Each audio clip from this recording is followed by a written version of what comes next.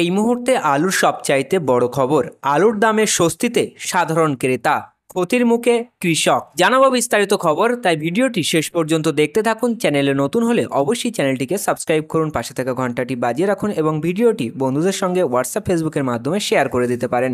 তো চলুন জেনে নেওয়া যাক আজকের আলুর গুরুত্বপূর্ণ খবর। গত বছর এই সময়ের তুলনায় খুচরো বাজারে আলুর দাম অনেকটাই কম থাকায় সাধারণ মানুষ স্বস্তি পেয়েছেন, কিন্তু যে কৃষক ও অন্যান্য সংরক্ষণকারীরা হিমঘরে আলু রেখেছেন তারা এখন লোকসানের মুখে পড়েছেন। নতুন আলু ওঠার পর যে দামে তা বিক্রি হয়েছিল, এখন হিমঘরে আলুর বন্ডের দাম তার থেকেও অনেকটা কম। হিমঘরে বেশি পরিমাণ আলু মজুত হওয়ায় এবং ভিন রাজ্যে চাহিদা কম থাকার জন্য এই পরিস্থিতি তৈরি হয়েছে বলে কৃষি বিপণন বিশেষজ্ঞরা মনে করছেন। এবার রাজ্যের হিমঘরগুলিতে রেকর্ড পরিমাণে ৭৮ লক্ষ টন আলু মজুত করা হয়েছে। সাধারণ ক্রেতারা এখন খুচরো বাজারে ২০ টাকা কেজি দরের আশেপাশে জ্যোতি আলু কিনছেন। গত বছর এই সময় দাম ছিল ২৫ টাকার বেশি। এবার হিমঘর থেকে প্রতি ৫০ কেজির আলুর বস্তা বন্ড বিক্রি হচ্ছে ৩৫০ টাকা থেকে ৪০০ টাকার মধ্যে। গত বছর তা ছিল ৮০০ থেকে ১০০০ টাকা। এবার বন্ডের নিরিখে প্রতি কেজি আলুর দাম পড়ছে ৭ থেকে ৮ টাকা।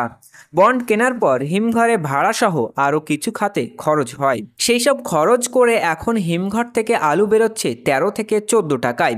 প্রগতিশীল আলু ব্যবসায়ী সমিতির সভাপতি লালু মুখোপাধ্যায় জানান, নতুন আলু ওঠার পর চাষিরা মোটামুটি কেজিতে ১০ টাকা দাম পেয়েছিলেন। হিমঘরে সেই আলু মজুত করতে মোট খরচ হয়েছিল ১১ টাকা। সেই খরচ বন্ড বিক্রি করে মিলছে না। রাজ্য সরকার ৫০০ টাকা দরে ৫০ কেজি আলুর বন্ড কিছু কিনলে চাষিদের ক্ষতি অন্তত হবে না। হিমঘরে যে আলু মজুদ আছে তার বেশিরভাগটাই চাষিদের। এবার নতুন আলু ওঠার পর দাম কম থাকার পরে বেশি দাম পাওয়ার আশায় চাষিরা বেশি পরিমাণে আলু হিমঘরে মজুত রেখেছেন। চাষিদের কাছ থেকে আলুর বন্ড কিনে নিয়ে ব্যবসায়ীরা বাজারে সরবরাহ করেন। রাজ্য সরকারের খাদ্য সামগ্রী সংক্রান্ত টাস্ক ফোর্সের সদস্য কমল দে জানান, কলকাতার বাজারে পাইকারি আলু, পেঁয়াজ সহ গ্রীষ্মের বিভিন্ন সবজির দাম কম আছে। পাইকারি বাজারে জ্যোতি আলুর দাম বিক্রি হচ্ছে ১৬ থেকে ১৭ টাকা কেজি দরে। ব্যবসায়ী মহলের বক্তব্য, হিমঘর থেকে বেরোনোর পর যে খুচরো এবং পাইকারি বিক্রেতাদের মাধ্যমে আলু বাজারে আসে তারা কিন্তু যথারীতি লাভ করছেন, ক্ষতি হচ্ছে চাষি এবং অন্যান্য যারা হিমঘরে আলু রেখেছেন তাদের। তো বন্ধুরা, এই ছিল আজকের আলুর গুরুত্বপূর্ণ খবর।